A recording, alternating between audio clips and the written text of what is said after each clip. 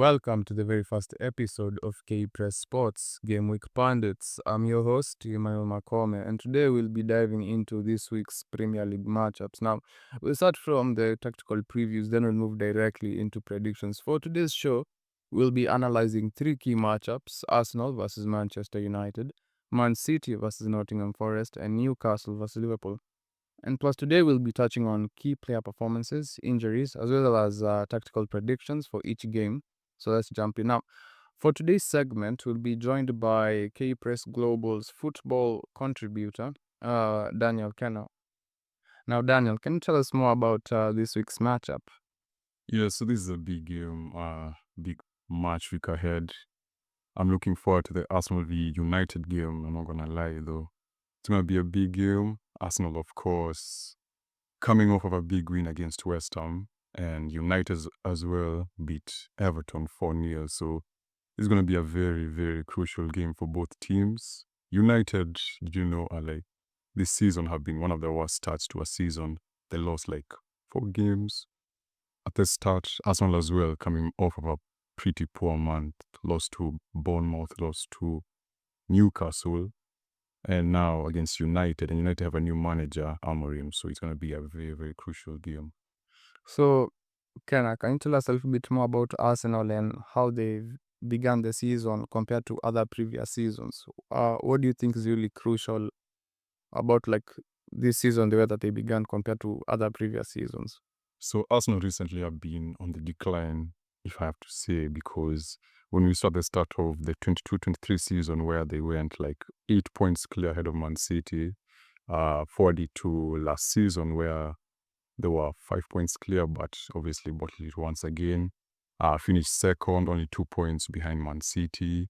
This season, another decline. Was people were saying that I expected them as well to be better because of the number of players they've brought in, the style of play changing. So it's been a very, very steady decline and something we're not expecting. How about the players, for example? What exactly do you think has been like the biggest factor that has contributed to them not really having a really good season that we've been really used to seeing Arsenal having?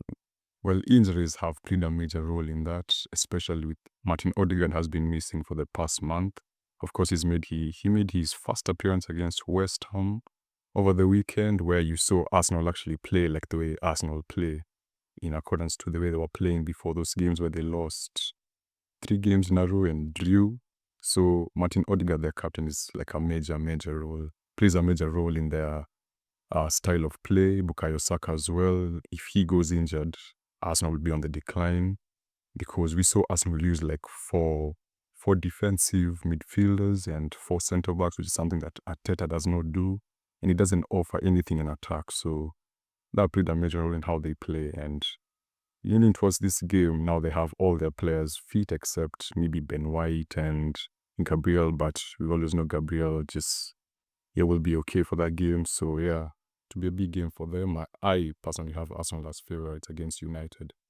So you really think Arsenal are the favorites in this matchup? Yeah, of course, they're the favourites because United are under new management under Amorim. Okay, we did see Amorim implement his style of play against Everton, where we saw his counter-attacking style of play, where we saw Rashford, Garnacho, Diallo, Zagzi playing very, very well. But they'll be missing key players like Kobe Mainu, who picked up his 5th yellow card of the season, meaning he'll be sidelined. The defensive, Lenny Yoro, the signing from Lille, is expected to start, so that'll be a major boost for them. But Johnny Evans, who I didn't think was going to start, thank God he's not going to start. So, yeah. Now, I'd also like us to shift a little bit to United. So, United has been a little bit on losing streak. Can you tell us more about this losing streak that United has been on? Well, it has to do, first of all, with the manager. Of course, they were under Ten Hag. Erik Ten Hag hasn't had the best spell in United, but it has been bittersweet because they've won an FA Cup against Man City last season, at the end of last season. And coming into this season, United have faced a few injuries, and the style of play, Ten Hag just depended on one style of play which wasn't working. There have been a lot of problems with this change of the board of managers changing. So it's still under the new management. They're still trying to like implement what they want from the club right now. So, and the players as well. We've seen Lenny Euro, someone who was expected to come into the United side and start every game, got injured during preseason, which is a major flaw. A few players on the decline, like Anthony, the £90 million signing from Ajax, Zagzi from Bologna, started well, scored on his debut, but went under the radar like drastically. People were expecting him to show up in every game, but has been on the bench. And now under Amorim, he scored 2 against Everton. So we're starting to see some consistency. Can I say that? Yeah, under Amorim. And so you really feel that United are going to come on top, not really to come out favorites because of like just the solid management that we've seen from Arsenal of late. Yeah, of course, because Arsenal are a very, very structured club because, Arteta implements his ideas very, very well. Amorim is still a new manager. He still hasn't had a training session with all the players, like the way he wants them to play. It's going to take time. It's not something that just happens. Then we have like players on form like Bukayo Saka, who has had an incredible season. Like, I was not expecting it from him. Has 5 goals, 10 assists in 13 games. That's actually wild, man. And United, their top scorer is, I think, Haaland with 3 goals, 4 goals. The defensive setup as well. Arsenal have the best defensive team by Liverpool, having conceded many goals. The goalkeeper Raya as well. Very, very good keeper. And In fact, United's top scorer is Marcus Rashford with only 4 goals. it is Rashford. Yes. Can you imagine that? Only 4 goals, your top scorer. The top It's a really rough season for them. But it is good for him. Rashford has been on the decline of late. Yes. Last season, coming into this season as well, last season he was actually poor. Like, it was poor from him. A player who's supposed to be in his prime by now. He's 27, turning 28 next year. Someone who's supposed to be in his prime. Yeah, I completely agree with you. We need to see better performance from him. Now, also looking at Bruno Fernandes, he's the highest in his team with overall assists. And also we've seen him, in terms of the league, he's 4th in overall assists. What do you think about Bruno Fernandes's form in terms of like what he's been contributing to the Manchester United team? Yeah, no doubt. Bruno is a very, very good player, world-class player, I would say. He contributes to every part of that team, whether it's assists, whether it's goals. He's always there. He controls the midfield whenever. Now under Ten Hag, when he was told to play a deeper role in midfield where he's not comfortable at all, he still took up the position. He's the captain as well. He leads the team by example. So I'm expecting much for him if United are going to beat Arsenal. Now, that's quite a really good analysis when it comes to Arsenal and Manchester United. Now, Daniel Kenner, our sports contributor here at K-Press Sports, has chosen Arsenal. I am going with United. Despite these new recent changes, I am still going with United. I still feel that this new change will help their team. Now, if you want to see more of such content, just go to the K-Press Global website to get everything you need. Now, let's move on a little bit forward now. Let's go to Man City and Nottingham Forest. Now, Kenner, what can you tell us about these two teams?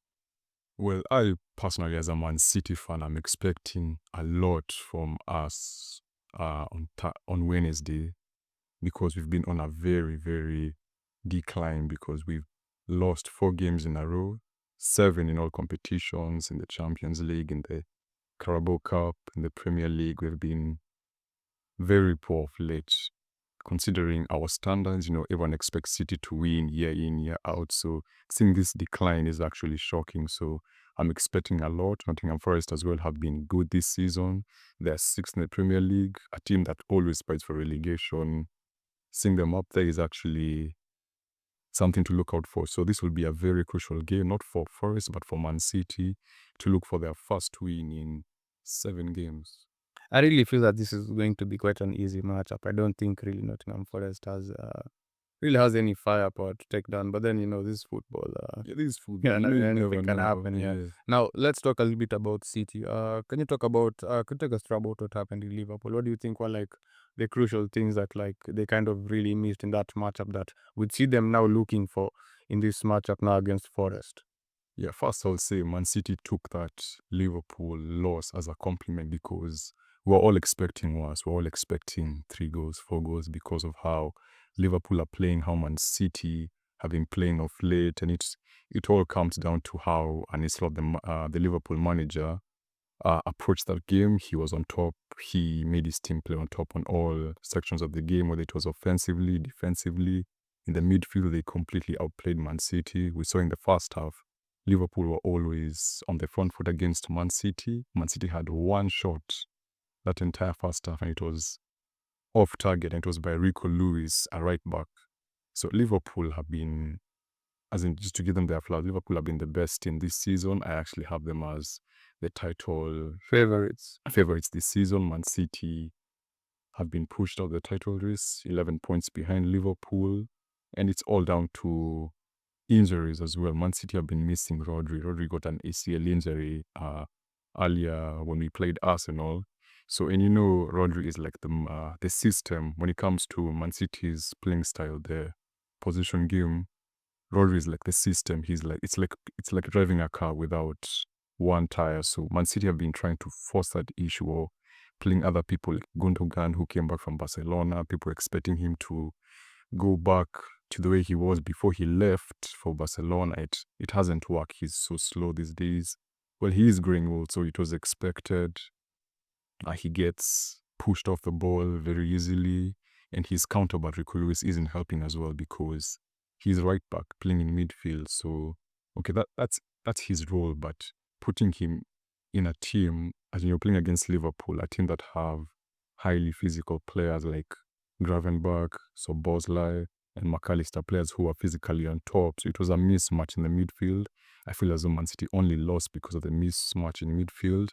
Apart from that, the service as well. Haaland didn't have a shot on goal. He didn't have any service. So yeah, I feel as though if Man City want to go and win this game against Forest, they need to change. Pep has to go back to the drawing board, change a lot of stuff, maybe play Nico O'Reilly, 18-year-old midfielder who is tall, he's physically dominant, someone who can win the balls in midfield, deploy wingers like Doku and Savinho, players who can hurt the opposition fullbacks, and just give Haaland the service that he needs because he's a service striker. He's not a striker who depends on his own chances. Now, I want us to talk a little bit more about Haaland. Now, Haaland now has 12 goals this season. 12 goals, yeah. As for last season. So Haaland is the most prolific goal scorer in this era in football because he's very complete, he's very physically dominant, he's fast, he converts his chances, he has the high XSG, and he's a service striker. So giving him no service, he's not a striker who will like pick the ball up in midfield or like from the wing spaces and drive at the defense. Well, he did that in Dortmund, and it's something that he's missed in Man City because of the way we play. Man City play just possession game football, just pass, look for the striker, look for Haaland. So he's very limited to his powers right now at Man City. And so, do you really think, okay, so looking at the statistics between Nottingham Forest and Man City, so it seems that Man City have won most of their outings between them and Nottingham Forest. And also something keen I'd like to note is that if we look at this, Man City has won 4 times, Nottingham Forest has won 2 times, they've played 10 times in total, they've drawn 4. So you really feel Man City are coming out here as favorites? I think Man City will come out as favorites. You? Yeah, definitely. We have to come out as favorites because this is an easy fixture for Man City. Yeah, yes, I totally Seeing them agree. draw or lose would be very. Now, I think we've majored too much on Man City. No, I'd like us to switch now to Nottingham Forest. Can you tell us a little bit more about like Nottingham Forest and what like the coach has done to like really prepare for this match against City? Well, it has to do a lot with how they'll play, how they'll approach the game. I feel as though Nottingham are one of the most defensive reliant teams in the league. The manager, Nuno Espirito, has been very cautious this season and also attacking. He's balanced the team very well this season using Chris Wood, a big striker like Haaland. He's netted, I think, 10 goals this season. He's only like 2 behind Haaland and 1 behind Salah. He's utilized his wingers, Hudson-Odoi and Langa.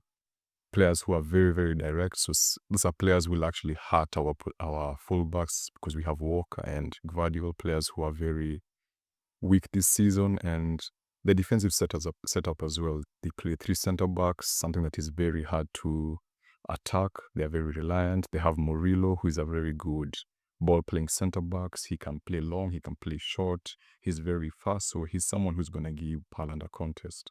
Now, I'd also like us to talk about the previous match that was played recently against Nottingham Forest and Ipswich on the 30th of November on Saturday. Now, Chris Wood scored a penalty in the 49th minute. What do we think of Chris Wood and his form this season? Chris Wood has been he's been the most informed players this season, bar Saka, Haaland. He's netted 10 goals, 9 goals this season. I mean, he always scores goals every season, but this season has been a very good season for him. He's a very, very good striker. He's very good on the ball, off the ball, the way he presses, the way he strikes the ball, something that has helped him this season. And I feel as though he's upped his game in the transition. He's not a fast striker, but he has sufficient pace. So in that, it was a very end-to-end game against Ipswich because they have another striker just like him, Taiwo, a quicker striker than Chris Wood, but he doesn't have the basic inputs as Chris Wood. So I think that's why Nuno has preferred Chris Wood over the other striker, Awonye. Okay, so I'd also like us to talk about Pep. Now, Pep recently just renewed his contract with Man City. What do you have to say about his recent renewal of his contract with Man City, extending it? Yeah, so it was expected for Pep to leave after this season. His contract was expiring at the end of this season. There are already a lot of news of him possibly signing for a national team. His desire after managing clubs is to manage a national team. So there was a lot of controversy whether he'll join England, be the head coach, or Brazil. But recently, the way we've been losing our poor form, he said now more than ever he wants to come back and fix the team because this is a team that he's led them into greatness. 6 Premier Leagues over the past 7 years. He's done a lot of stuff for Man City, stats that cannot even be put to words. So he shared in a press conference a few weeks ago that now more than ever, he can't leave this team the way it is. He wants to rebuild the squad because he's been hesitant for the past few seasons about signing new players. He's relied on old players. So yeah, we're looking forward on what changes he'll make as we approach the second half of the season. So it apparently seems that if we're looking at forms for both of these teams, Man City has not won any game in the last 6 games in all competitions. That is quite startling, I mean, to say the truth. So we have a report from the Citizens who also said that who have been so we have a report right now from a sportsman that talks about Guardiola. So in this article they talked about sacked in the morning chance followed Pep right after his game. What do you have to think about the fans rightly being angry about Pep in this recent performance? It's just pure football, man. It's pure punditry. You're just reminding the Liverpool fans that he's won 6 in 7 amidst the sacked in the morning chance because this isn't a manager you expect to be sacked in the morning. He's one of the unsackable coaches. So it was expected from the Liverpool fans because, I mean, it was a major victory. So why not? Why not? So it seems they've not lost 4 Premier League games in a row since 2008. So what do you think are the biggest parallels between the 2008 team and the current team currently?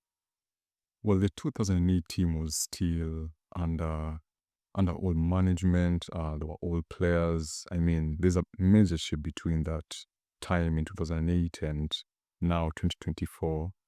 2008, there was still a team that was trying to like make their own name because Man City isn't a team that has like past glory as United and other teams. I mean, they do have their own share of glory, but during that time is when Man City was starting to like get recognized as a big top English side. So comparing that time and this time, I mean, yeah. to say the truth, also that time they had quite a good squad. I mean, had Joe Hart as goalkeeper.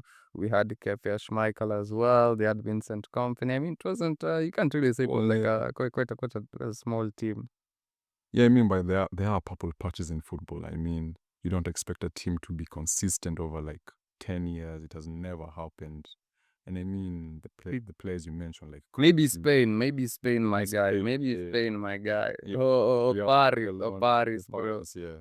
But those are like, okay, I don't say it's a farmers league, but it's a pretty easy league for Paris. Whereas in Spain, Yeah, it's that's a as in competition. Berat. I mean, yeah, obviously. I understand where you're coming from. As in, like right now, we're basically talking about the level of competition between most of these leagues. So, like in certain leagues, we'll obviously expect to see certain teams perform better than other teams. So, like let's go to Spain, for example. We have Atletico Madrid, Real Madrid, Barcelona. We'll always expect this team to come out top 3, top 4. There's no season I've gone without seeing these two guys come out of these top 4. And also another thing I'd also like to add, also go to Paris as well. It's always FC Monaco or PSG. Just literally, yeah, Marseille. Same old teams. So I'd also like to hold Man City to the same standard. Simply because now they have backing of oil money. So I don't really feel they have any excuse currently. I mean, you guys have access to all the best coaches, the best management, I mean, trainers. But really, I mean, these are slumps that are obviously expected in football. Now, let's move over our shift to the men at Newcastle. Tell us a little bit more about Newcastle, their form, and what to expect between the contrasting types of play between Newcastle and Liverpool. Well, I'd say this is an easy game for Liverpool. Newcastle are also under a slump in their form this season. They aren't flying as they do the past 2 seasons. They aren't as good. They aren't as efficient. We saw Liverpool beat Man City, Newcastle drew. So it will be an easy one-sided game for Liverpool. It will be an end-to-end game because both teams play the same style of play, counter-attacking style of play, with Newcastle utilizing wingers such as Anthony Gordon, their striker Alexander Isak, someone who's very, very fast. Liverpool as well, their whole attacking side is just based off speedsters like Mohamed Salah, Darwin Núñez, and Luis Diaz. So I expect Liverpool to win because right now in the table, they are 9 points ahead of Arsenal. So they'll be wanting to extend their lead to 12 points above Arsenal if they want to win this league. Okay, I'd say they're already far ahead above any other team because they already knocked Man City out of the title race. I'd say if any team wants to catch up to Liverpool, they'll have to like win game in, game out until the end of next season. So Liverpool under Arne Slot are very ruthless team, very efficient. So they'll be looking to extend their lead to 12 points.